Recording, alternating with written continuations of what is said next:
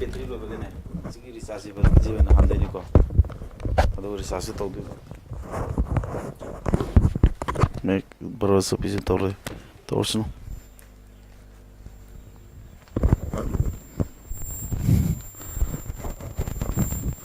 hello ma'am sound tarbo engsi ko sound tarbo everyone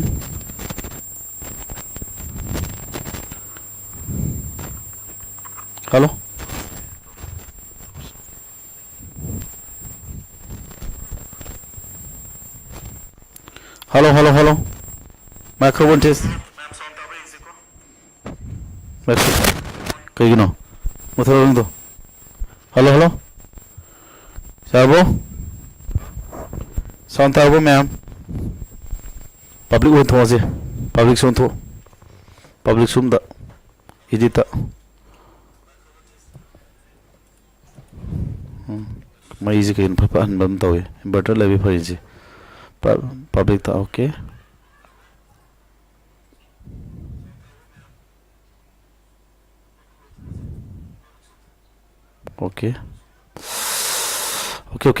ma'am hoji banking class ni ko tawdu se banking interest leiba satra singi oiba class hoidini SSC ga benga jansin naraga takpa nate ko si hoidu se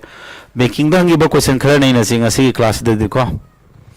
bank da hangi ba question khara kak nei na ga ma'am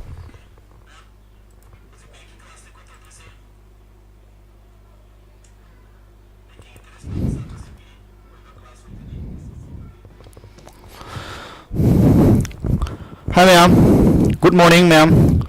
Ko February tang nipan hoje in tawdu se banking ki class ni banking foundation course oidu ni tha taw ki sidista ai mes ki class nei na tawdu se hoje ngas demo class hoina bank ki ko number system ai set sida bank da karam mong na question ange je khar khangna na ba adu class tawge ma'am ko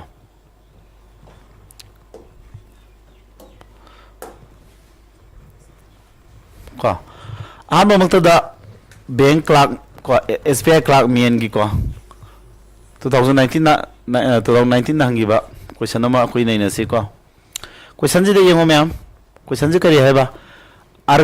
Arka Pratap divides a certain number by 5 7 8 and 8 successively. The remainders are 2 3 and 4 respectively. What will be the remainder if the order of the division is reversed? Nang ta khra dai sa ko ta khra mani to se ma'am siding ngarang ta khra bu ko aduna ngarang si next tawge ko when ado mase akoi bio sing na jo si kana to bio dum ko khangam bre ngam dra so mahal ta ta ke ko ngarang ta ke ngai mina atopa next tawge ko matang when 3 6 2 6 divided by the square of a number and the answer so obtained is multiplied by 32 the final answer obtained is this. What is the number du kana no si simuka si sungarang ta khre na tra okay adigi RBI existing si number sima angka ji kitang lubaya ina kan kalami ko taruk si ko adigi si bok ta khra marang da 4 ji ta khre ko tak ta bode hoje nang ju bit leina na ba si tak tri ko ta kha ba tak tri si da hoje ko ma'am si de hoge nga si tak tri se ngarang ta ke ba sing du aina ko na maning da hala ta ke ko tak tri ba sing na hana mang tha ge maram di hoje phammi ba satra sing jina moi interest lai ra roi ba ko ta ki ba musum hanjin ta harane ba ko engase first I local question na say a 6 digit number is formed by repeating a 3 digit number. For example ko 6 digit number ama je ke do ba 3 digit number ama se repeat tor anirak repeat tor same number ne asuguma number se matam supada kananian ba yage mayam sigi question type se ko na simba pu tho su ya bu di ai ko ba ha tor ga chala so dum ya ba ne ba se yan da ba anka da ba ha to ba ha ba ya bam lai khudamuna harabada triangle amagi angle hom tisino fold kya no 180 degree masana summaga da always summa leba wafam do di akoina formula gi type ta simpa pu bi aidana ko mai to dona sigi ju simpa di pu bi yani theory du dei ta ke che theory ta usi ga ka je haina na theory ma jam ta ke number sing mayam kana form do we numbers are formed by number sing kana sem yam thayo number sing kana sem ba mayam number sing formed by kana na digit sing la sem number sing ji thakar pa digit sing jawe ba hare ba digit sing ji place bi lu sing number sing kana semi ba for example 2 3 4 hai masi number se kana semi no digit sing la semi karama digit 2 hai ba digit amaga 3 hai ba digit amaga 4 hai ba digit amaga makoi hom jina semi ba ko aduga akhoi gi number sing jama ke da wi hai matam da ne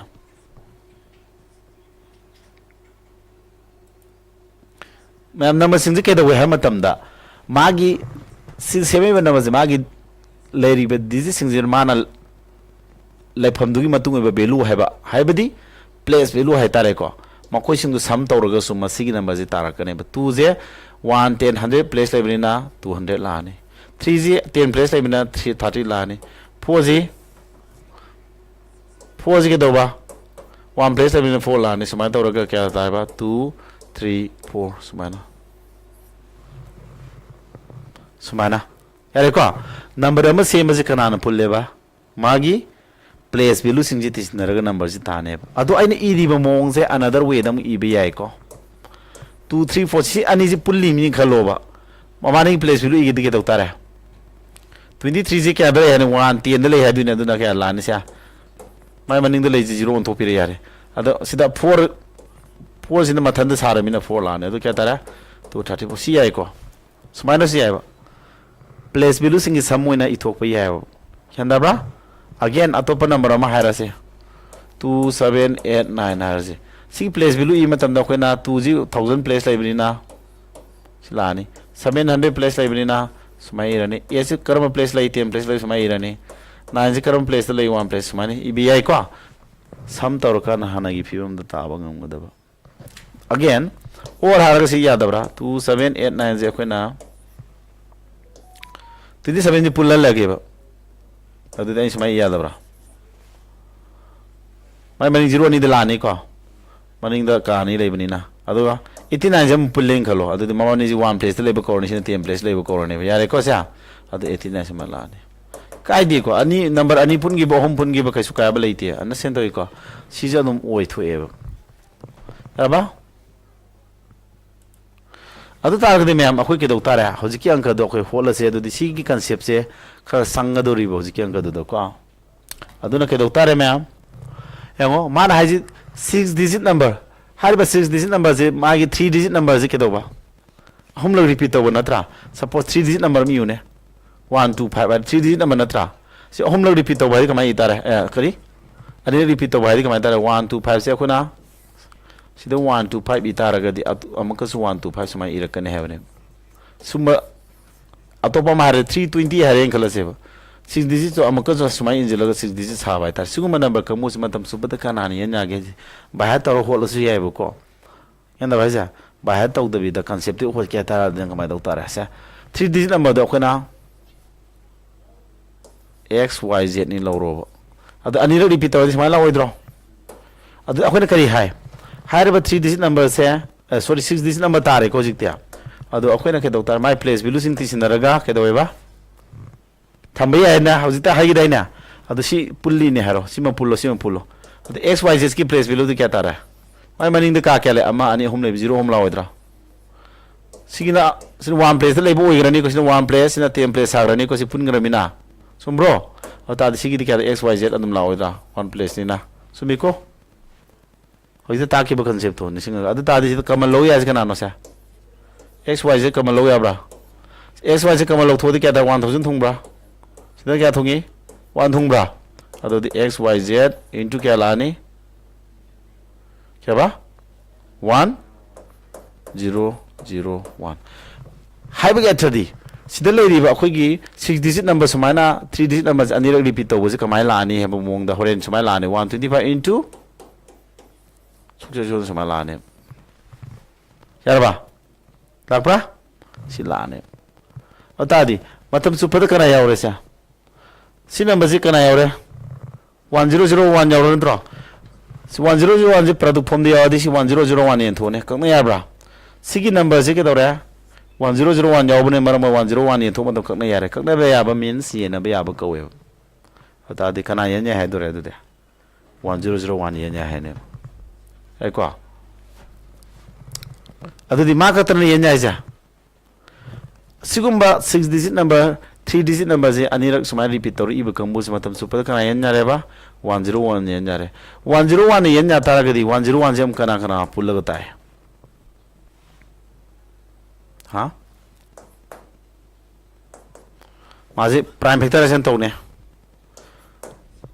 kuntra tam kunipa tare mari tarem taret kuntra tare mari kunipan kumata tarem 11 yen nyabra 1001 je kana antai 7 into 11 into 13 natra 1001 yen jagi ba haji 1001 de 7 no yen jai 11 no yen jai 13 no yen ja draw adun ta di 1001 yen ja di kana no yen ja ba ko di ba 7 no yen ja ni 11 no yen ni 13 no yen ja ni ya ko am 7 amasung 11 ani mang yen ja ba haji kana no yen ja ni 7 ni 7 no yen ja ni 7 amasung 13 ani mang yen ja ba haji 7 ga 13 point kya ta ge Terem kumato terem tere 91 no jen jani 11 13 point nadi kya tage 3 1 4 3 1 4 3 no jen jani semana mayam mo kan sagal ko yara ne sugma 6 digit number se 1001 yen be yara ne 1001 yen jari magi factor sing prime factor sing du 7 11 13 ne ko makoy no jen jara mani amok makoy ni punjin daraga 77 no jen jani 7 ga 3 point daraga 90 13.91 adi 11 13 point daraga 143 ko adamai tawdana adagi samaina moi masen pusin naraga ko tarai belu sing sina su yen bayara ne anasen doi ko adudi mana idi option ji ko 7 only 7 ka tan yen jari habe abro 7 ka tan yen jari habe di lale ko 13 only palam bai lan mane ba si lale 11 only yaroi ko ad sidi only pandami sidi sumdro ad none of this thing nate ko sitare ko option amadi mina sing dia roi ha sida 1001 only haramadi yabra ma kakta nate yen ya batai leiri habe ne section ga option mun pa da question ji ko yare ko adar angka ji ira line ba hataro ta ma ga nang gyan hena phangoi ena mayam explain to usna nang knowledge mayam phangori ne ba sida IBPS PO da hangre haiduna su mathang da on thon jin tor ga hang ba yari have ne da question ji gyan dai ko sumba question type se on thog hang tar ga di nang na khum ba yara ne for example sigumba 2 digit number ma le re ne 2 digit number di sumana hom lo repeat to bai tare 2 digit ko 2 digit number se 2 digit number ama se hom lak repeat torgi iba aduguma 6 digit number do kana na yen jani si kama hota re adu de ai no ji takhi bu khangbra 2 digit number da khana ngak ta xy ni loksila se ko adu hom lak repeat torgi sama la oidro lakpa mase ai na kama na my place bilu kama tham ya hai xyz ama saren khalo sina 1 place sina 10 place sina 100 place lain khalo maning da 0 kya la ne natra samai lani si amasina kya 0 ani ka maning do le riba ka sing do 0 ina on thok da ba samai la oidro xy kama lo di 10 mari 100 1 kya tara de kya tara kana yen ne ne si yen ne understand do ba yabo adu si kya na ne xy into 1010 sorry sini yen ne understand do bra yai ko sia yai ko sumana yan daviri ata de heng man nang ni sile mi number je kamai torne sia 25 into 10101 asmana i tho sado yara mane adu ta sini yen roi dro aba matam su pada habini ko always yen yara ne basina adu sini yen gi ta de kana nam yen sini ko ne kamai sado ko ya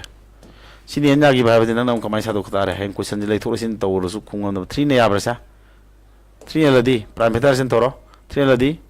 om apal taram thoi om apal kun om tu try ma ko ma to om tare sidi 3 yen ya bra trampa nya dre ko aba adu kana je nya ni 3 no je nya ni sina je nya ni hadi 1001 je 3 into 3367 tare natra 67 je prime number ka inu khangdri ko makatan sadu ya bra ya da bra yengo nang na siani na sian be mi ya harane ana sin da bra question je lai thoro posu yari ko samai tau dana ai na ji ta ki bu dagi onto jin thoro question ma hang be ya ko banking di yari me question lu na hondar ko ni pu level ge ora di ko adu no dum main exam ge ora di question lu ra ka du ne bodo ngamani ko sa next orsi yengo sa sinam yengo divisibility the best ai theory na nam stala khedu ne ko just demo ina kari wena ko ꯑꯩꯈꯣꯏ ꯁꯥꯇ꯭ꯔ ꯈꯔꯁꯨ ꯑꯗꯨꯝ ꯌꯥꯎꯍꯟꯅꯤꯡꯉꯦꯕꯀꯣ ꯁꯥꯇ꯭ꯔꯁꯤ ꯅꯣꯏ ꯌꯥꯝꯗ꯭ꯔꯤꯁꯤꯡꯁꯦ ꯍꯥꯏꯗꯤ ꯀꯣ ꯕꯦꯁ ꯃꯄꯨꯡ ꯐꯥꯔꯀꯥꯟꯗ ꯑꯩꯈꯣꯏ ꯍꯧꯗꯣꯏꯅꯤ ꯗꯦꯃꯣꯒꯤ ꯇꯥꯏꯞꯇ ꯀꯣ ꯗꯦꯃꯣ ꯍꯥꯏꯕꯁꯤ ꯂꯥꯛꯏꯕ ꯅꯣꯏ ꯈꯔꯁꯤꯁꯨ ꯑꯩꯈꯣꯏꯅ ꯑꯃꯨꯛ ꯀꯥꯟꯅꯍꯟꯅꯕ ꯍꯥꯏꯇꯥꯔꯦꯀꯣ ꯇꯧꯔꯤꯅ ꯑꯗꯨꯗꯤ ꯑꯩ ꯃꯇꯨꯡꯗ ꯍꯧꯖꯤꯛ ꯖꯤꯀꯦ ꯑꯣꯖꯥ ꯑꯃꯁꯨ ꯆꯪꯍꯟꯒꯅꯦꯕ ꯀ꯭ꯂꯥꯁ ꯀꯣ ꯁꯥꯔ ꯅꯨꯡꯉꯥꯏꯕ ꯉꯔꯥꯡ ꯁꯥꯔ ꯃꯦꯁ ꯀ꯭ꯂꯥꯁ ꯇꯛꯄ ꯑꯗꯨꯝ ꯅꯩꯈꯥꯏꯔ ꯇꯥꯜꯂꯛꯑꯅꯦꯕ ꯑꯦꯁ ꯑꯦꯁ ꯁꯤꯁꯨ ꯇꯥꯏ ꯑꯩꯈꯣꯏꯒꯤ ꯑꯃꯨꯛ ꯈꯦꯠꯅꯔꯤꯁꯤꯅ ꯑꯇꯩ ꯅꯠꯇꯕ ꯖꯤ ꯑꯦꯐ ꯁꯤ ꯍꯥꯏꯔꯒ ꯄꯨꯟꯁꯤꯜꯂ ꯇꯥꯝꯕ ꯌꯥꯏꯑꯕ ꯑꯩꯈꯣꯏꯅ ꯀꯣꯔꯁꯁꯦ ꯖꯤ ꯑꯦꯐ ꯁꯤ ꯇꯥꯔꯗꯤ ꯅꯪ ꯕꯦꯡ ꯈꯛꯇꯤ ꯀꯣꯏꯁꯟ ꯅꯩꯅꯕꯤꯔꯨꯔꯦ ꯄꯨꯂꯞ ꯌꯥꯟꯁꯤꯜꯂ ꯇꯥꯔꯅꯤ ꯅꯣꯏꯗ ꯐꯣꯀꯁ ꯍꯥꯏꯕ ꯄꯣꯠ ꯑꯃꯗꯣ ꯌꯥꯎꯔꯛꯑꯔꯣꯏ ꯑꯗꯨ ꯇꯥꯔꯗꯤ ꯍꯧꯖꯤꯛ ꯃꯇꯝꯒꯤ ꯀꯝꯄꯤꯇꯤꯇꯤꯚ ꯑꯦꯛꯖꯥꯝꯁꯤꯗꯤ ꯕꯦꯔꯤ ꯍꯥꯏ ꯑꯣꯏꯔꯦꯕ ꯍꯥꯏ ꯂꯦꯚꯦꯜ ꯑꯣꯏꯔꯦꯕ ꯑꯗꯣ ꯍꯧꯖꯤꯛꯀꯤꯁꯤꯗꯤ ꯕꯦꯡ ꯍꯥꯏꯔ ꯕꯦꯡꯗ ꯍꯦꯛꯇ ꯅꯩꯔꯅꯤ ꯑꯩ ꯃꯦꯠꯁ ꯍꯥꯏꯔꯁꯨ ꯕꯦꯡꯒꯤ ꯃꯦꯠꯁ ꯉꯥꯛꯇꯅꯤ ꯑꯇꯣꯞꯄ ꯑꯃ ꯄꯥꯏꯔꯔꯣꯏꯕ ꯖꯤꯀꯦ ꯇꯥꯛꯇꯣꯏ ꯑꯣꯖꯥꯗꯨꯁꯨ ꯖꯤꯀꯦꯁꯨ ꯕꯦꯡꯒꯤꯗ ꯇꯧꯔꯅꯦꯕ ꯏꯪꯂꯤꯁꯀꯤ ꯇꯧꯔꯅꯦꯕ ꯑꯩꯈꯣꯏ ꯇꯤꯝꯁꯤ ꯐꯦꯀꯜꯇꯤ ꯑꯩꯈꯣꯏ 3 ꯐꯖꯅ ꯂꯤꯡꯅ ꯂꯩꯔꯕꯅꯦꯕ ꯌꯥꯔꯦꯀꯣ ꯑꯗ ꯑꯦꯁ ꯑꯦꯁ ꯁꯤꯅ ꯑꯦꯁ ꯑꯦꯁ ꯁꯤꯒꯤ ꯕꯦꯡꯅ ꯕꯦꯡꯒꯤ ꯇꯧꯔꯦꯕ ꯑꯩꯈꯣꯏꯗꯤ ꯌꯥꯔꯦꯀꯣ ꯑꯗ ꯑꯦꯁ ꯑꯦꯁ ꯁꯤꯗꯁꯨ ꯖꯤ ꯗꯤ 11 ꯈꯛꯇꯒꯤ ꯕꯦꯁꯁꯨ ꯑꯃꯨꯛ ꯊꯝꯃꯦꯕ ꯈꯔ ꯖꯤ ꯗꯤ 11ꯁꯤ ꯈꯔ ꯏꯁꯄꯤꯁꯦꯜ ꯑꯣꯏꯕ ꯀꯣꯔꯁ ꯑꯣꯏꯕꯒꯤ ꯌꯥꯔꯕ ꯑꯗꯩ ꯑꯉꯥꯡ ꯈꯔ ꯂꯥꯏꯔꯤꯛ ꯁꯣꯟꯕ ꯃꯌꯥꯝꯁꯤꯒꯤ ꯊꯕꯛ ꯐꯪꯐꯝ ꯑꯣꯏꯕꯅꯤꯅ ꯁꯤꯒꯤ ꯑꯃꯨꯛ ꯇꯣꯉꯥꯟ ꯇꯧꯋꯤ ꯁꯤꯖꯦꯜꯒꯨꯝꯕ ꯈꯤꯇꯪ ꯂꯦꯚꯦꯜ ꯋꯥꯡꯕ 10+2ꯒꯨꯝꯕ ꯁꯤ ꯄꯤ ꯑꯣꯒꯨꯝꯕꯅ ꯃꯣꯏ ꯑꯣꯐꯤꯁꯥꯔ ꯕꯦꯁ ꯍꯥꯏꯔ ꯑꯃꯨꯛ ꯁꯦꯝꯃꯦ ꯍꯥꯏꯕꯅꯤꯗ ꯌꯦꯡꯉꯨꯁꯤ K and P are integers divisible by 5. 5 ni nya ma bani masi. Which of the following is not necessarily true? Necessarily hadi kena.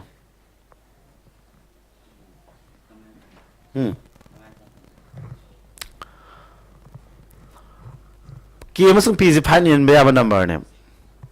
Khudimagta chumba du ni ko. Ha? Khudimagta chumba haibani not haibani chumda bhai tu natro. Adu ke dare. Masing ani se. Ko sida akhona divisibility concept am sange.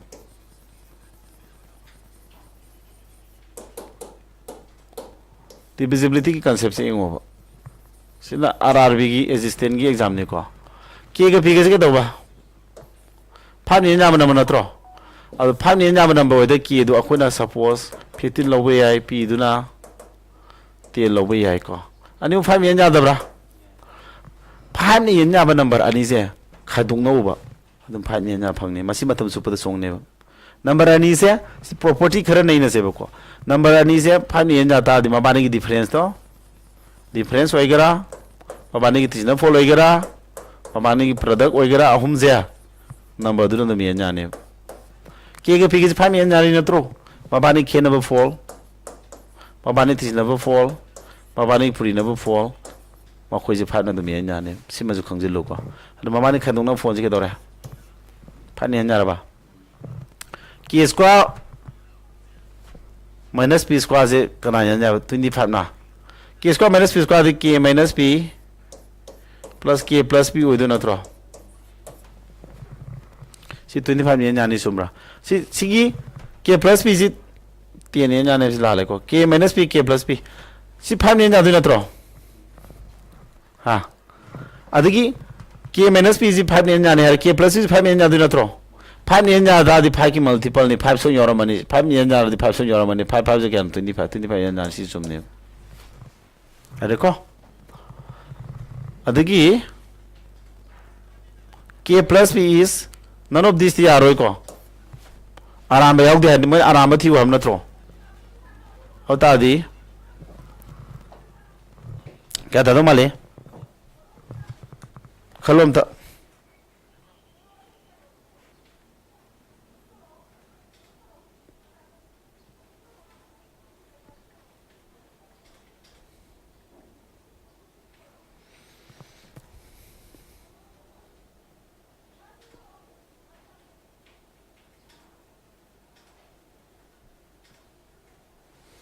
necessarily have ne ko sumdi sumbo asumba gi othokpadi leiba matam supadadi sumba nataba sumaga ju ko sumaga ju matam supada necessarily have ga trasim mun khangda yaro ko necessarily have di sumdi sumaga ju matam supada matam da sumaga ju matam supada sumbadi oida ba have ne ko adu karam na have ne ba adudi necessarily true oida ba habane ba chumdi sumaga ke doba matam supada ke doba sumbo oida ba adu necessarily habane mai mani necessarily true oida ba habane ba K plus P is k ga p ga tin number si phan yen ya da na sa yung na k plus p ya ji k ga p ga ji matang si yung 10 plus 5 na tra sa ai na k gi below to smai lo ram di phan yen ya ba number ne 20 lo ram di 20 plus 10 ni kya ta ne 30 10 yen na bra sumi ko sumi adu matam supada sumbra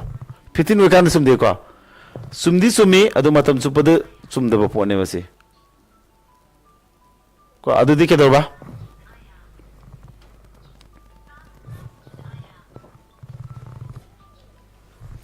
adu di yung sida option jam ta nei na ko ma hai ji necessarily true oi ba di ke no question ji wahi na ni ko sanari ji necessarily true oi ba thiu oi da ba ha ni ko mana oi ba thi je ko na ko si necessarily true oi ba di ke no matam sumdi sumaga matam supadadi sumda na tro si sumdi sumdro k plus p je k je na kai guma 20 lo ro p je na phan ni na bo oi ga dong ni ko k ga p ga je si te lo ro 30 ta dra te ne na dra matang du da matang amada di sumi matam supadadi sumbo oi de ko si necessarily true oi ba ka ko akon to di ji oi de ba thira ka du ni si ju k plus p je 20 ni nya yi k plus p de ke no k plus p je k je khona suppose phan ne nya ba ha 20 lo ro si ju phan ne nya ba ha ni na 40 lo ro 60 ta dra 60 ta di matang 20 yen nya ni ko 5 yen nya ba khon 15 gum lo ro ma di 35 ta bra 20 yen nya bra du da ya de ko adu di 20 ni yen nya matang jawi yen nya da matang matam su ba sum bro bra oi di adu bu kai ko we sumdi sumba yaw matang yorok pa adu matam supadi sumda ba sugum ba jibu necessary true we ko si necessarily true we ko necessary true we re ade mayo k square minus p square has yeng je 25 yen ja ba je k je ko na 10 p is na 5 lo sam de kya no ko ma 75 na tra yen ja bra sina k je ko na samai lo ro 5 yen ja ba ni na 10 se 15 ne square lo ro 15 lo ro ko sina 10 lo ring ko lo 15 square 225 10 square kya no 100 na tra 125 ta bra sidi matam supadi nya bra matam supada du sumale bra si poche oi ko sidi matam supada sumale ba sidi necessarily true oi de sumdro necessarily true oi ba ha di ke no sumdi sumaga matam supada sumda ba kambu ji necessarily true oi ba ko asidi matam supada always sumale bra necessarily true oi ba singbra oi dre hara ne ba adi k minus p je k ga p ga se ke do ba phan ni nya ba na manga ta ni mama ne khadung na ba pho je ke do ra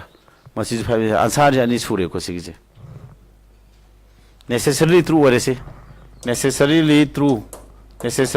oi re oi da ba ha ne ba ko si aran ba pi ngam bro ko na k ga p ga se phan ni nya ba na mar ha re karam khan ni nya da ba le k minus p k plus p adu sumni pha adum yaw ni 25 yen nya ni k ga p ga khaduna phone je phan ni nya ba number ani khaduna phone je phan ni nya ta ni mabani di mat always sumai ko always true oi ba positive necessarily true oi ba sing de ba ko necessarily true oi ba di matam khara de possible di oi raga ko gi matam supu de sum de ba ka mu ne ba adu ta di si ju always na tro si ju always na tro always true oi ba si di so always true way adu taraga de dora necessarily true oi de necessarily true oi de option je kana tara a ga b ga natro amte munna khalo sigi je kanang option je makha yoram de new base hodo new base akoi bengi de hoji ano base ne hoji mi war le ko akoi live to full open thadu ine ba ko hoji je ke class mathang la kani coming je niyamat hari ko adum sajiki ke saram la kane do mai demo do was yung ko ha none of this amata sumde necessarily true oi da ba ha ne ba necessarily true oi da ba ani yaw ji option do thi wa ne ba adi necessary gi dictionary gi meaning je yeng ga ai har ke ba se dictionary meaning sin nei na ba yam da ka oi ba matang ji da kitang controversial oi ba se kale kre mai dictionary meaning do necessarily has a book necessarily have the used to say that something is possible to possibly true oithokpa yana chumba but not definitely or always true matam supadadi chumdaba not necessarily true habane ko or not necessarily have ko not necessarily meaning jam halake ko dictionary de exam am ko aiju sigi word se English ko jade na tabe nasi meaning ji kitang dawle dictionary not necessarily have ge athaze not necessarily true oiba thiu habne not necessarily true have se smai oram me am ko my meaning not necessarily Oxford dictionary meaning something enga sinai na ko not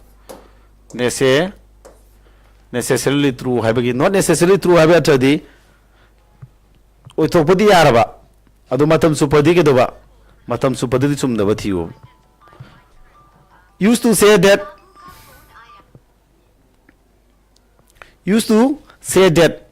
something is possibly true but not definitely or always true matam supadi chumboidaba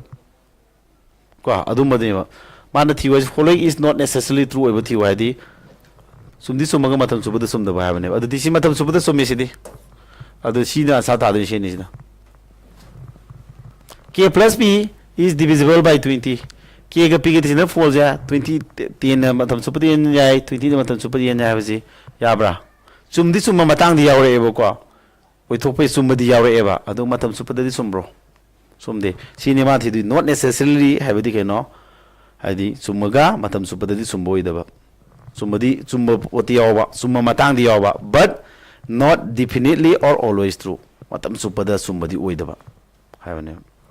sigi dictionary meaning si ko altagadi matam supada sumbadi oiroi hoi kari guma ki ni ki pigi phan ni nya ba value ni harmina ki duna kari guma sometime 10 oiren khalo p ni 50 oiren khalo aduga 60 ta 20 ni nya ba ji sumdro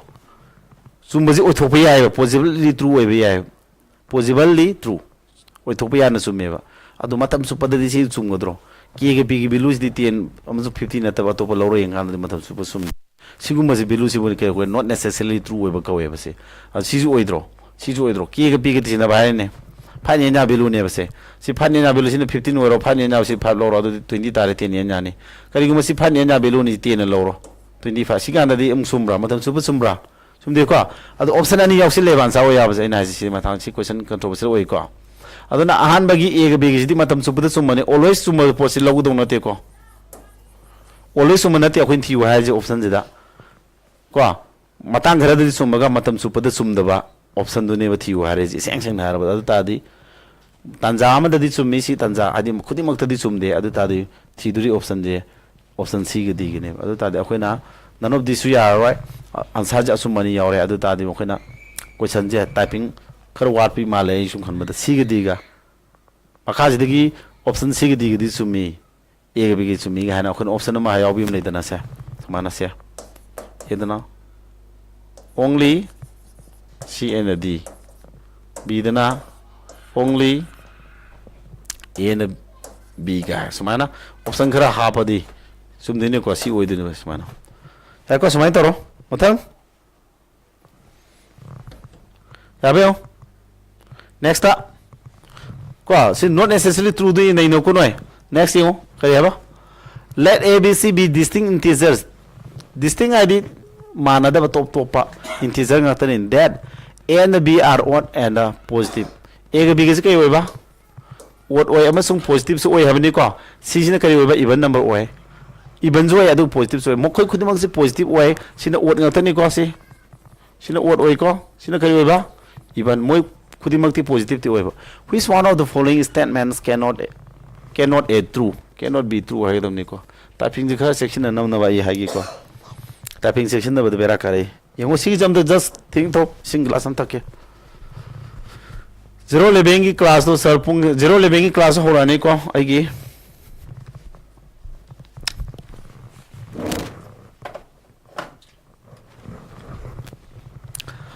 mayam zero lebengi maths class am so tongana hogani angka sonba singi ko banking gi banking thani ba kangbu oigara mo oigara angka sonba kangbu singi oideni sina erko notice si panglak lai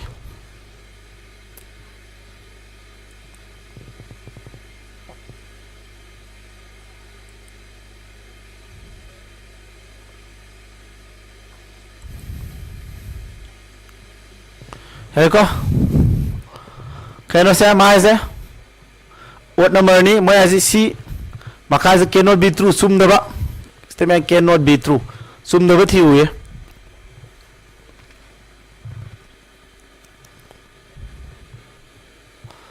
You go sum daba thi huwa bane. Which of the following statements cannot be true?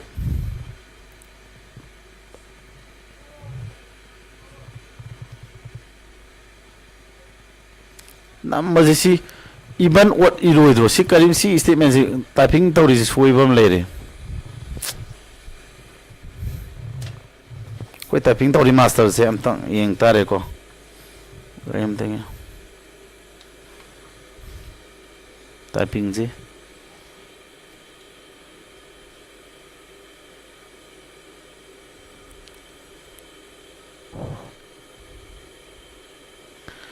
Is odd, is even.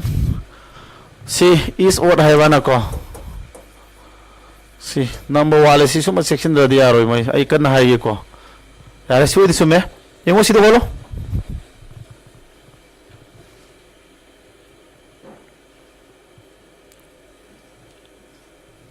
Adu di ke dare ma'am se. Sige se. Ye se ke do ba.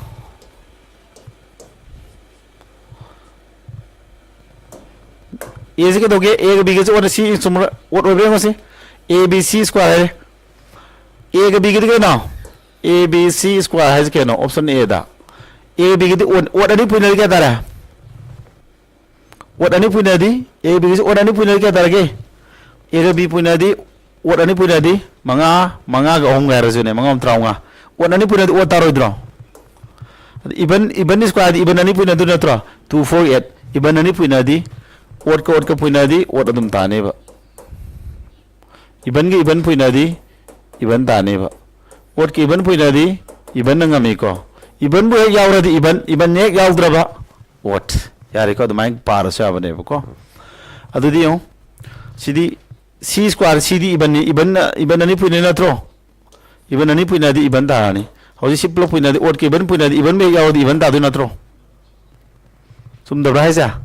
ओट की बन गई है पुन की तारा गदी ये खुदम ना प्रमाण तो से लोग ओट की बन गई ओट है 3 इवन है 2 लोग से लोग मनी तो इवन तारा तो अता दे A B C स्क्वायर मान ओट ने है से लाले को अदना मा है नो ट्रू सुम दब थी सुम दब दि सितारे ऑप्शन A तारने को अते ये उबे दका ओइ ब्रो अते हम चेक तो जरा A minus B square is even A is ना करी what बीच ने करी और ओट अनी खतुंग ना बा हम ना त्रा ओट अनी खतुंग ना तो क्या था नहीं सभी ने इवन तारो इधर ओटे ओट खतुंग तो क्या था इवन तारो इवन इसको आदि क्या ना इवन ताने सी सुम्मी को असुम मस्जिदी कोई अंसा है भी आ रहा है अदुदी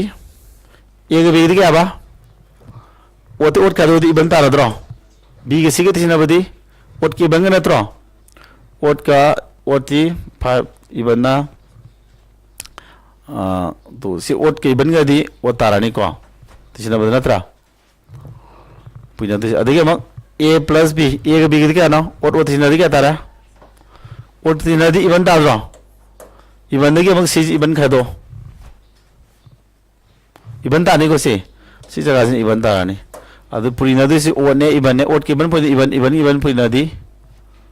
इवन तार ना त्रा और सी जो तुम खा दो ब्रा A minus B same thing one banking in the expect like in ko question ja dum banking na dum kar batam sang na badum hona bane mai type se dum yengo ba A minus A se ke no what hare what tagi what khado pa di suppose for example nang na 97 khado di kya ta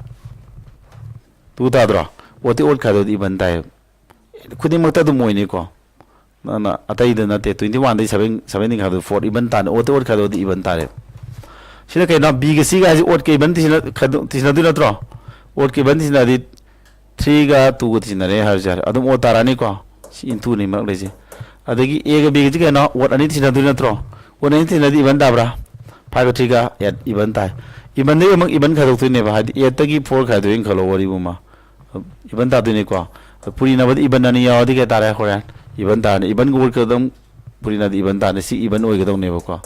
सी जो तुम कंदो draw लांद्रो si aranba si lali option A su lali ko adagi CD sumbra nang yang kada A ga B ga di kano A ga B ga di ot ngata ni ko ot ko ka thina di ka tare ba iban khadu di iban tare ko sia ade A ga B ga di kano ot ngata ot ko ka thina di ka tare ba iban puina di iban tai ko sia summe adu tar CD summe ba aran ba ji ka yawi ani yawi ko si jo option ji sumane ek farak ta bi yawi ko kari gino moise ansara ni thopi je tawri ba thoktro adu mogi typing mistake la aina sta khongal liba question ji soiri bra amadi oire han bai jam check tawji abc ko a ga b ga di kana oni odani puina di manga hom trawa odam ta du ne base abc ji ot ta du abc ot ta ni si even gi square ji di 4 square 16 even ta rakani ot ki even puina even ta ni si even kano si even ta ga do man ot ne harami na si la le aran bani sum da thi wa ni adu di sum da ji kana a and da si na answer ta re ko suman khangjulo yare ko typing mistake tu osi nei nar gum se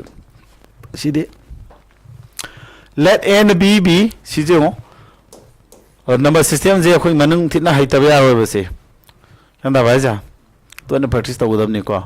and b be positive integers ma khoi se positive oi be integer ngakta ni such that a is prime and b is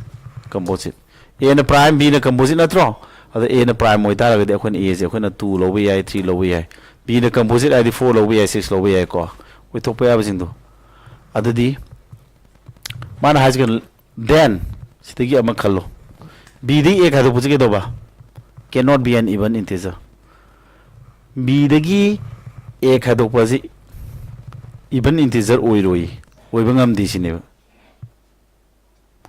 b di ek hadu ne b a dura 3 oi tara ga di even oi ngam de ko even oi ngam de hadna mana ja 42 hadu di even oi ngam dro in oi be value to prime a prime number having prime number di ma'am nei re bisida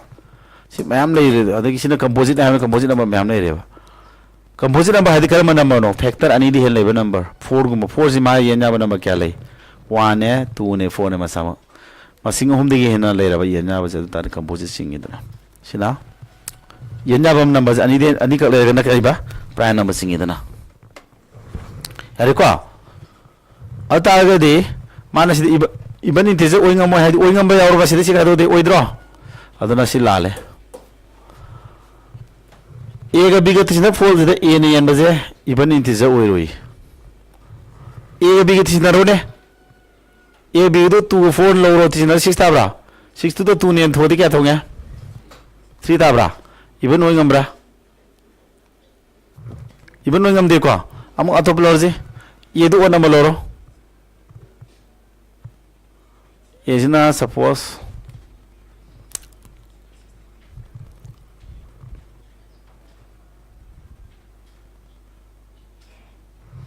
a ga b ga sama to se composite number 15 ji composite number na tro sumbra adu di se ni a ga b du sini khalo a na si saren khalo b na si saren khalo tisna kya tara a plus b by a id 15 3 18 da a di kana sai no 3 adu di even tar ko yawra man even oi ngam de have na tro ta ba yawri di adu na lam ra ma statement ma tum chubu sum de ko adagi a b ke do ba a b cannot be an even integer a ga b puri na ba je even oi ngam moi a na tu oi ta di a ga b puri na di even na tum tar oi dro ngam moi haji la le a ga b ga tisna ba je ke do ba integer moi ni sumbra la sum da bra sumni ko a ga b ga ani tisna ba si integer oi roi dro hai ani mak prime number ma composite number ani tisna integer oi dro akona option ji maning di engkhala ma ding sai answer ui ko akona jo makok te sum hotel lebe ni satramu thuna hare singkai sana sama thuna hare ko salon ubya ba 40 oi ko none of this yaro asum yaro mina ko option number di ta ne si sma hot ka do are ka maning de akona hokala ma ga su yai akona si u da na so am hotarak pai ne ba ko ya ba ai ju sumana noi ji like tak na bani khana ai prepare tau di tau dre ba ko tau ma ga de ai no se si lai re ga na u ba ya ba u de ba ma ko ting dre pai ne ba ko aduna typing mistake to ai na so sa gi cross checking ama to ho dre ba ko ꯑꯗꯣ ꯐꯖꯅ ꯑꯩꯈꯣꯏꯒꯤ ꯅꯣꯏꯒꯤ ꯀ꯭ꯂꯥꯁꯁꯦ ꯍꯧꯔꯕꯅꯤꯅ demo ꯀ꯭ꯂꯥꯁꯅꯦꯀꯣ ꯑꯩꯈꯣꯏꯒꯤ ꯐꯖꯅ ꯃꯀꯣꯛꯇꯤ ꯍꯧꯗꯣꯔꯤꯕꯅꯤꯅ ꯑꯩ ꯑꯗꯨꯝ class planning ꯇꯧꯔ ꯇꯥꯛꯂꯛꯀꯅꯦꯕ ꯍꯥꯏꯗꯤ ꯚꯤꯗꯤꯑꯣꯁꯦ ꯑꯦꯕꯥꯏꯂꯦꯕꯜ ꯑꯣꯏꯍꯟꯗꯣꯔꯤꯕꯅꯤꯅ ꯀꯟꯇꯦꯟꯁꯦ ꯁꯤꯁꯇꯦꯝ ꯍꯥꯏꯔꯒꯁꯨ ꯁꯄꯣꯁ ꯄ꯭ꯔꯥꯏꯝ ꯅꯝꯕꯔꯒ ꯀꯝꯄꯣꯖꯤꯠ ꯅꯝꯕꯔ ꯍꯥꯏ ꯃꯣꯏꯗ ꯕꯦꯁ ꯇꯧꯕ ꯀꯣꯏꯁꯟ ꯕꯦꯡ ꯍꯪꯈꯤꯕ ꯄ꯭ꯔꯤꯚꯤꯌꯁ ꯌꯔ ꯑꯗꯩ ꯍꯪꯕ ꯌꯥꯕꯁꯨ ꯈꯔ ꯈꯟꯗ ꯌꯥꯔꯣꯏ ꯄ꯭ꯔꯤꯚꯤꯌꯁ ꯈꯔ ꯅꯩꯅ ꯌꯥꯕ ꯅꯠꯇꯦꯕ ꯑꯗꯣ ꯑꯩꯈꯣꯏꯅ ꯀꯣꯏꯁꯟꯁꯤꯡꯗꯣ ꯀꯂꯦꯛꯁꯟ ꯇꯧꯕ ꯑꯃ ꯆꯪꯉꯦꯗꯅꯀꯣ ꯑꯗꯨꯃꯥꯏꯅ ꯈꯔ ꯊꯋꯥꯏ ꯌꯥꯎ ꯇꯧꯁꯤꯀꯣ ꯌꯦꯡꯉꯣ ꯑꯩꯒꯤꯗꯤ ꯁꯨꯃꯥꯏꯅ ꯁꯨꯝ ꯇꯧꯒꯦ ꯑꯗꯨꯒ ꯍꯧꯖꯤꯛ ꯀꯩꯅꯣꯒꯤ ꯀ꯭ꯂꯥꯁ ꯑꯃ ꯆꯪꯍꯟꯒꯦꯀꯣ ꯅꯣꯏꯒꯤ ꯊ꯭ꯔꯤꯒꯤꯗꯣ ꯁꯨꯃꯥꯏꯅ ꯇꯧꯁꯦ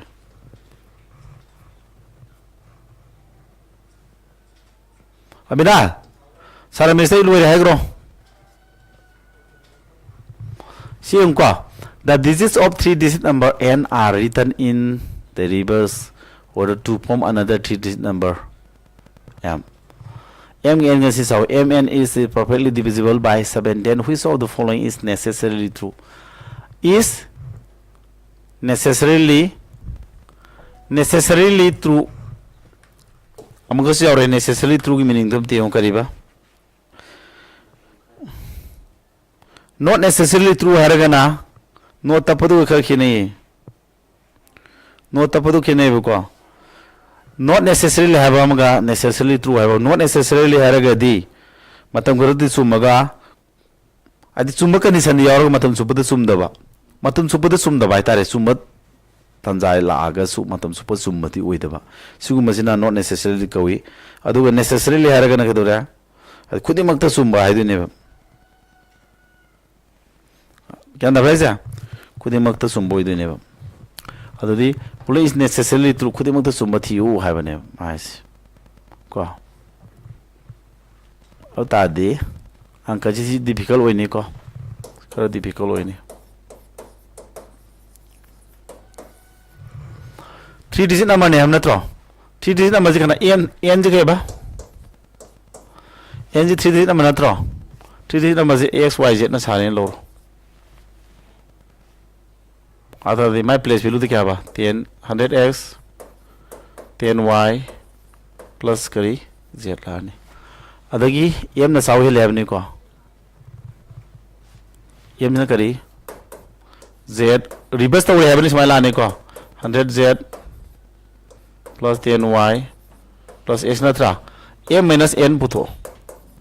m दी n पुतो सी खत्म ना रोशनी सी खत्म ना दी क्या लाने हैं सी खत्म ना दी कम रोई रोशनी सी अदुदी क्या लाने से 100z minus 100x को अदगी plus x minus z नत्रा 100 का मतलब क्या लाया z minus x आपको m देखा दूँ नत्रो सुनने और सीधा x minus z ले रहे आपको कमल लोड़ दी सीधा कमल उतार अगर दी सी कोई समय थम को माइनस कमल होदी z माइनस x थोड़ा नहीं को अदु कमल होदी z माइनस x कमल होदी क्या तारा है 100 माइनस 1 अदु क्या तारा है 99 into z माइनस x तारा से माना अदु तारी See blurred series kayo no hangde. M minus n is perfectly divisible by 7. M के n कैसे कहते हो बा? M दे n खादो पुष्कर ना n जाएगे. सिकी M दे n खादो को बिलु से करना n जाए बा. 7 n जाए ना. M दे n खादो बिलु सी तारे. 99 जी 7 n जाते तो z minus s के दो तारे. सी. अकोई M n बिलु तो सी तारा बने बा. अब 7 n जाना बा है. yen jawa hai tara mina si jaga ji 7 yen jawa number oro mani 7 gum bai tare yanda baisa 7 gum mo so ora mane adu ke dorba adu ke ma has ja which of the following is necessarily true yem na saw hele ko adu di matam supadu sumudu thiu hai dine ko उधर का मैं तो बता है इसी से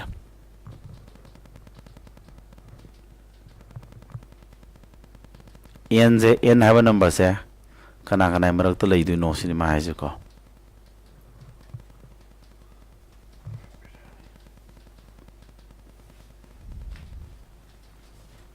अंक खर डिफिकल्ट होइने को खनबा चंगनी मतम से सलाउ तो यारोय अखोने वैल्यू पुट तौसिन बबुदी यारे सीधा 7 एन यादि 7 स्माइल लौसिन में याबजे स्माइल यार एम दे एन खादो पोजिशन मदि लौसिन में यारे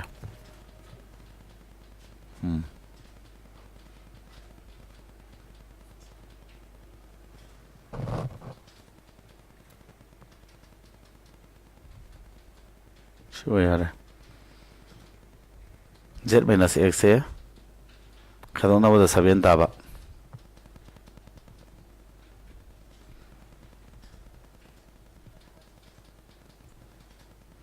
z के x के खादो ना बदा अदु कनाने जाओ हेनगने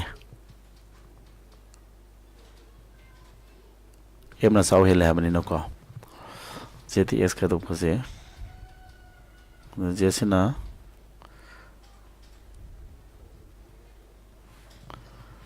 जिसते x का डिजिट नहीं ने बको यहाँ से z minus x से 7 तारे खलो और z न कोई साउ या वैल्यू के दौरे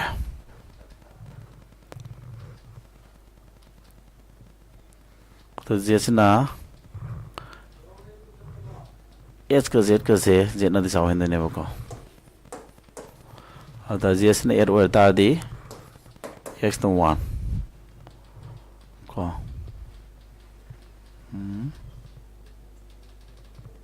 याद अब राशि थिंग अदु सिगी से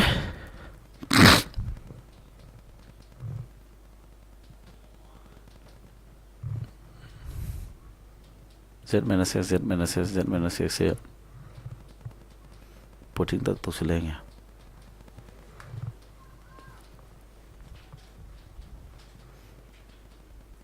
एट के 1 का 100 1 get के लो पे y से दे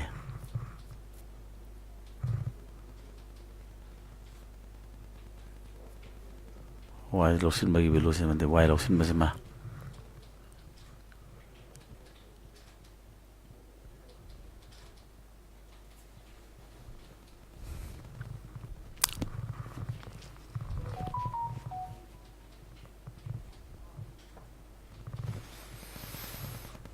ले रहे 99 minus z minus x ले रहे को शिबाउ दिंगा मैं कोई ना खंग बसे तो y बिलो ना n जी करम बरी n तले इधर नोसी ने z की बिलो भांगाने 108 y जिना y जो कोई pl लबा 0 है लबा y 0 है बदिया को y ना 0 है नहीं खलो जैसे ना 8 और x ना 1 और तो दिशा में गनी पान हाँ क्या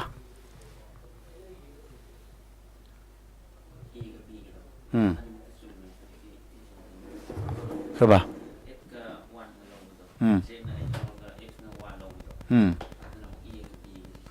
उसन एक भी कैसे मतलब सुबह तो सुबह वो इधर को थी दूसरे असी पॉसिबल वैल्यू ने बको x तो 1 लग रहा है अतो 100 and 8 100 and 8 को y ने 0 लग रहा है अतो तादी y कोई पी वैल्यू ने बको ना n जिना कोई पी वैल्यू से n की कोई पी वैल्यू n की स्मॉलेस्ट वैल्यू पुतो के तारा गदी c वे कान पी करने बको जैसे ना 8 और बा जैसे ना कहीं घुमा 9 होता है ऐसे 2 है नहीं 200 एंगल हो इधर हाँ सो मैं ना जा आई ना है दी ना n की क्वाइट पिक पर बिलू फुटोक से बा n की क्वाइट पिक पर बिलू फुटोक के तार दी n क्वाइट पिक पर बिलू फुटोक के तार x तो 1 ओइरा बा z ने 8 ओइ कांदा फंगने है यानिंग ब्रो अदु z ने 9 ओइरागा x ना 2 ओइबा सुया बदी याय पॉसिबल ओइबा सिजु 7 ने जाना होना बदा अता दी सी येंगोने से 9 ओइगा सी 2 ओदि 209 तार ओइद्रो यादे को अदुना ngसागी n की क्वाइट पिक पर बिलू जे के दो तारा x तो 1 ओइबा z ने 8 ओइबा तो 10 क्या तारा 108 तादरा n की स्मॉलेस्ट सी ने को मागी लार्जेस्ट हम टारगेट तौसे n की largest target तौगे Tara गदे इंगासी largest target oi taradi x yar me sound ne ko x na 3 oi taradi 7 ne na tro z abji digit amani digit se koi kanadi hen oi ya dia digit ama is 9 dagi hen koi saw 9 na tro adu taradi sina 9 oi taradi sina 2 oi ya bra adu x na kya adu y ju khara saw lo ji y ju quay n quay chaw bilu lo di y ju khoi na 9 lo ro x na kya 2 lo ro z na kya 9 lo adu 900 kya nati ai nang y kai na pu thoi je sorry kano du pu thok lai gre n na pu thok n bilu du pu thok se z na kya ba 9 x na kya 2 y na y ju quay chaw bodi 9 lo ro adu kya tara 299 na tro n ki quay chaw bilu na 299 over ne ani mar to lai variance to thiro 299 b di kamai ya dei ba matam sup song dro n je ke do ba n ki bilu na quay chaw ba 299 over ai khoi pi pa kya 108 over ai ne ba ani ji isan na variance to kram mano 299 dagi pick thawai na te 299 over si ai nandana kodimak ta avoid to bom te ya de ba necessarily true have di kodimak chalan ga dong ne ba adu ta di sidi ya de ko pick handa 299 over ai ne na adu ta di kya tare dora sidi asagi necessarily true have si meaning ji dictionary dam ti ngo do hena gyan ta ne ko asagi kari gum enj 1180 hela di mai bilu khara mangdro 108 gi henga pa bilu khara lehodra som sata aduna si jom yaro necessarily true have the avoid am the tok da bi da khudimang suna yaw bi da have ne adu ta di si ta ne e je taroi dra sidi sidana kara mangya en gi obi aba bilu 109 108 obi 109 1010 loi mangdra adu khara mange ba avoid to khara yaw re ba necessarily true have the avoid am the tok da bi da have ne na si ju yaroi ko sidi abro si pidi variance da n obi aba bilu ji ke no khoi pi eba 108 khoi chaw sine da si bilu si de horgan 108 tag no 299 ba si n obi aba bilu ngata ne ba adu sin yaw dra sida kana da sanai option number a da sanai sinan sa ta ne difficult oi ko wakhan kara sange ko yanda ba sini me ko sini khidang difficult oi ko siang khasina mayam da gi ko aduga sang typing mistake ko khara sunum yawe aina demo ne to ne just ai prepare ka han to ru de number system ni lu ro moi ga no ko bengi ko san kitang lekhat pa dum yaw ne ba yanda ba ja ai samak su don to ta dum bengi return power e ba su hai ko matam du ga hojik tam thi khenar ne adu phajana noi hona si ko adu haying de gi di class khoi planning to ga khoi topic 9 na khadu to ba horo ni mi ngai ro noi si de lai ri moi tram ni traung nga che dum to ne ko hai da na cha ngasi ba di noi ngai ro ngarang ga nan bau di dum smart bo ya do hin to le re ba khoi ten sa ai ju ngarang kono to ya chang khale pung tari adai tai smart board kem che dong sin to ra som gi mung classroom du gi mung kono ya da ba ko am to le ru be ne ba ko aduna full swing the class ho ru si ba ko adu jike class am to on je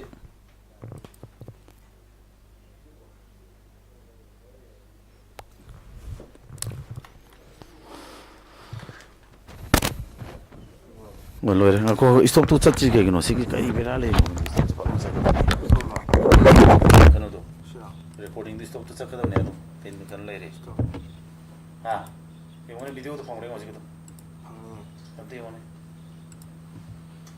si phone ne si camera ji kai no se camera ji smai to wi si camera ai tha le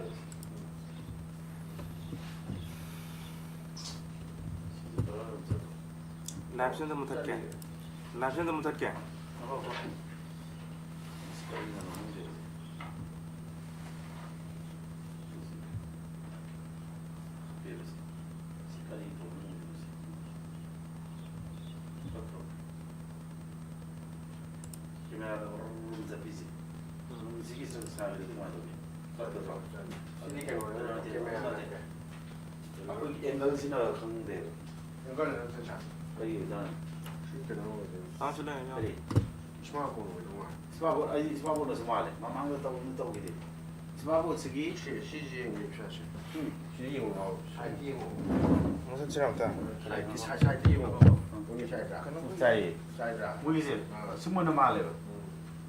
masagin ibu tu sini sini sana ni sini ibu ibu isi. Lalu saya lakukan si tahun tu tiba. ꯑꯗꯨꯕꯨꯗꯤ ꯍꯌꯦꯡ ꯁꯤꯟꯗꯣꯔꯝꯃꯤꯅ ꯍꯧꯖꯤꯛ ꯄꯥꯅ ꯇꯧꯕꯅꯤ ꯁꯤꯗꯤ ꯁꯤ ꯃꯨꯠꯊꯠꯂꯒꯦ ꯑꯗꯨ ꯃꯨꯠꯊꯠ ꯁꯦꯞ ꯇꯧꯗꯣꯏꯔꯥ ꯑꯗꯨ ꯁꯦꯞ ꯇꯧꯗ꯭ꯔꯁꯨ ꯌꯥꯏ ꯆꯠꯁꯦ ꯃꯨꯠꯊꯠꯂꯦ ꯇꯥꯏꯄꯤꯡ ꯃꯤꯁꯇꯦꯛ ꯈꯔ ꯂꯩ ꯂꯨꯗꯤ ꯌꯥꯝ ꯈꯔ ꯀꯩꯅꯣ ꯂꯩꯀꯣ ꯑꯪꯀ ꯍꯩꯅꯗ꯭ꯔꯗꯤ ꯌꯥꯔꯛꯄ ꯃꯤꯒꯤꯅꯤ ꯇꯧꯗꯤ ꯇꯧꯏꯁꯤ ꯉꯁꯥꯏ ꯑꯗꯨꯃꯥꯏꯅꯀꯣ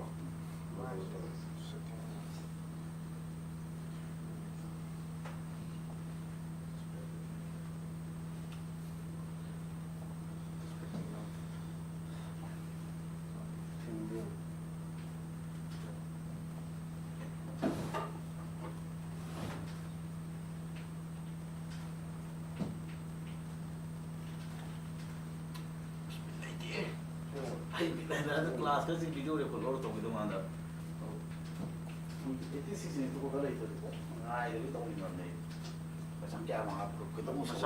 मसादुगा लेतागदि मसादु पिथोक्रे मना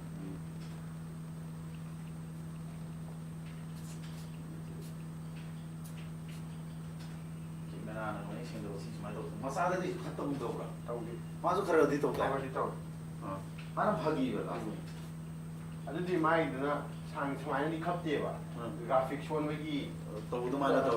भागी अदु भागी ग्राफिक्स अफबा थमाबनी करोना मल स्मार्ट बोर्ड होइदुनि अखोगी करी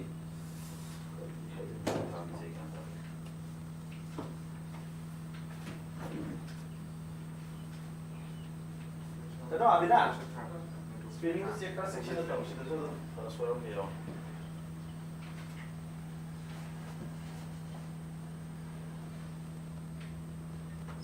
ꯑꯗꯨꯒ ꯁꯤꯁꯦ ꯉꯔꯥꯡ ꯑꯩꯅ ꯁꯨꯝ ꯌꯦꯡꯕ ꯀꯥꯟꯗ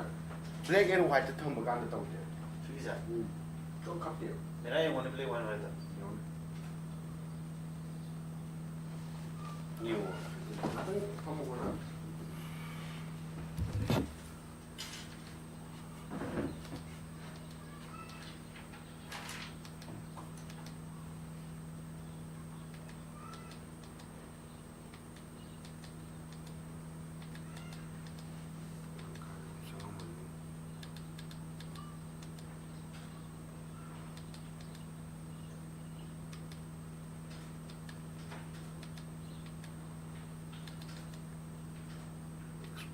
ꯑꯩꯈꯣꯏꯒꯤ ꯑꯥꯏꯔꯤꯁꯨ ꯆꯪꯉꯤ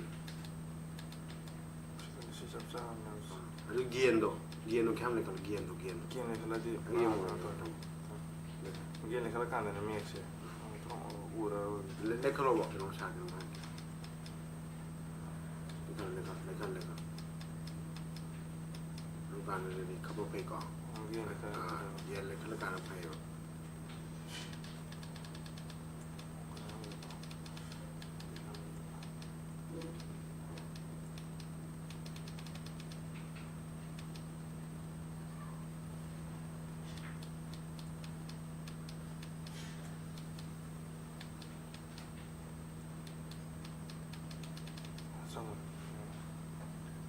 파일은 보통 잘. 오케이. 야. 파드라.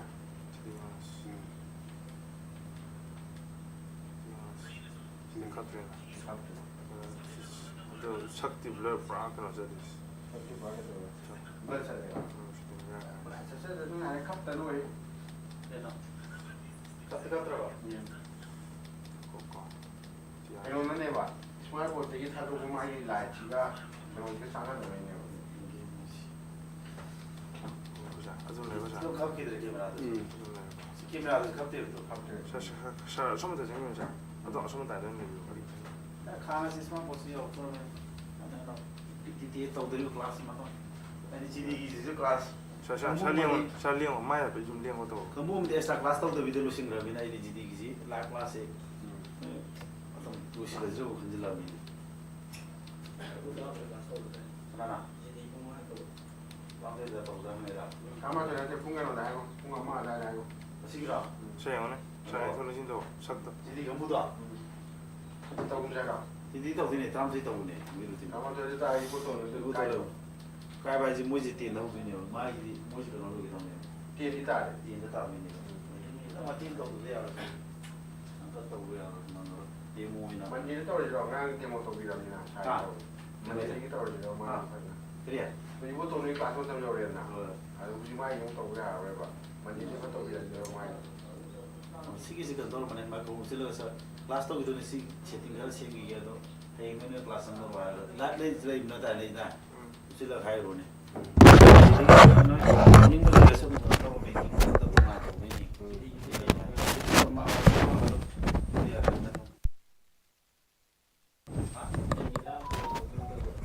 Tama thoi tawne haba